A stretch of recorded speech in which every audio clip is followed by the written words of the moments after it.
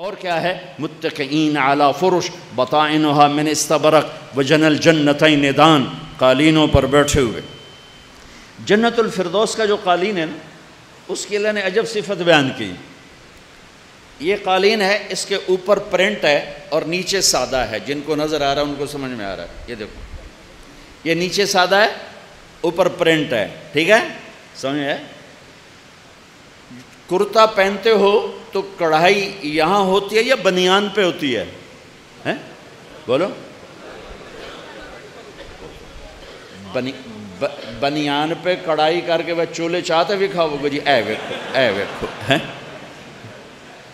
وہاں زیب و زینت ہوتی ہے جہاں نظر آئے، تو میں قربان جاؤں۔ وہ یوں جنت الفردوس کے قالینوں کا جو اوپر والا حصہ ہے، اللہ اس کو نہیں بیان کر رہا، وہ یوں کہہ رہا ہے زبان حال سے کہ وہ جو اوپر والا پرنٹ ہے نا، وہ میں تمہیں بتاؤں بھی تو تمہیں سمجھ میں نہیں آئے گا۔ جو نیچے یہ دیکھو، یہ مصلح کا ادھر پرنٹ ہے، یہ خالی ہے، ادھر خالی ہے، یہ سارا خالی ہے، اور یہ ادھر پرنٹ ہے۔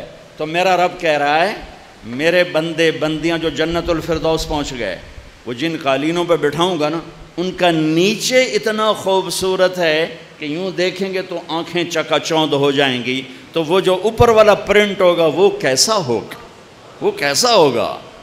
بطائنها من استبرق وجن الجنتین دان، اور اس کے اوپر پھل یوں جھکے ہوئے ہوں گے، ایسے جھکے ہوئے ہوں گے، ان کا چھلکا نہیں اتارنا پڑے گا، ان میں سے گٹھلی نہیں نکلے گی، ان میں سے کوئی ویسٹ نہیں ہوگا، کوئی کچا نہیں ہوگا، کوئی کھٹا نہیں ہوگا۔ ایک بدو آیا، یا رسول اللہ جنت میں تو کوئی چیز تکلیف دینے والی کوئی نہیں۔ آپ نے کہا بالکل۔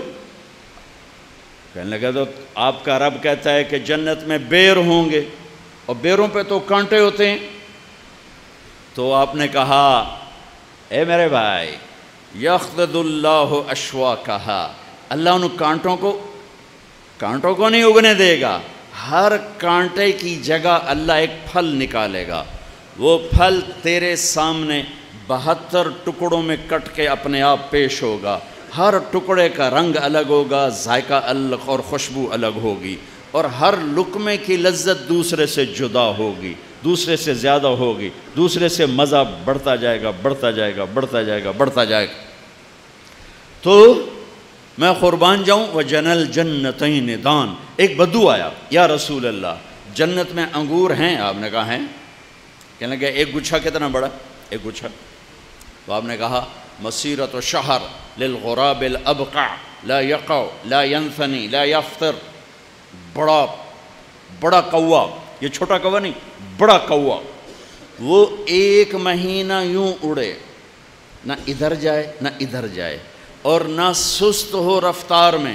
کوے کی رفتار بڑی تیز ہوتی ہے، کوا اپنی اڑان اڑے اور 1 مہینہ اڑتا جائے، جہاں جا کے 1 مہینے کی اڑان ختم ہوگی، اتنا بڑا ایک گچھا ہوگا۔ تمہارے پاکستان سے کیا، پوری دنیا سے بڑا ایک گچھا۔ تو وہ کہنے لگا فکم حبۃ واحدہ، تو ایک دانہ کتنا بڑا ہوگا؟ ایک دانہ۔ تو آپ نے کہا هل ذبح ابوک من غنمک تیسا عظیما قط، تیرے ابا نے کبھی بڑا چھترا ذبح کیا ہے؟ کہاں۔ اس کی کھال اتاری، فسلخ اہابہ، کہاں، واعطاہ لامک، پھر وہ کھال تیری ماں کو پکڑائی کہ اس کا ڈول بنا، کہاں، کہ جتنا بڑا وہ ڈول ہے اتنا بڑا ایک دانہ ہوگا۔ تو وہ بڑی معصومیت سے کہنے لگا یا رسول اللہ پھر مجھے اور میری بیوی کو تو ایک ہی دانہ کافی ہے۔ میرے نبی نے فرمایا ارے تیری ساری جنت والوں کو کافی ہو جائے گا، ایک دانہ ہی کافی ہو جائے گا، وہاں کون سا ختم ہونے کا سامان ہے۔ وہ تو جب جنتی لقمہ منہ میں ڈالا،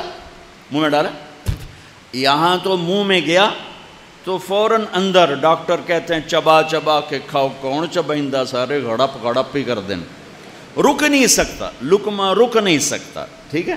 لیکن جنت یہ لقمہ منہ میں ڈالا اور اس نے مزہ دینا شروع کیا۔ میرے رب کی قسم، اس کو 1000 سال منہ میں رکھ کر اس کا مزہ لیتے رہو، یہ ہر لمحے میں نئے مزے دے گا، اندر نہیں جائے گا جب تک تمہارا ارادہ نہیں ہوگا۔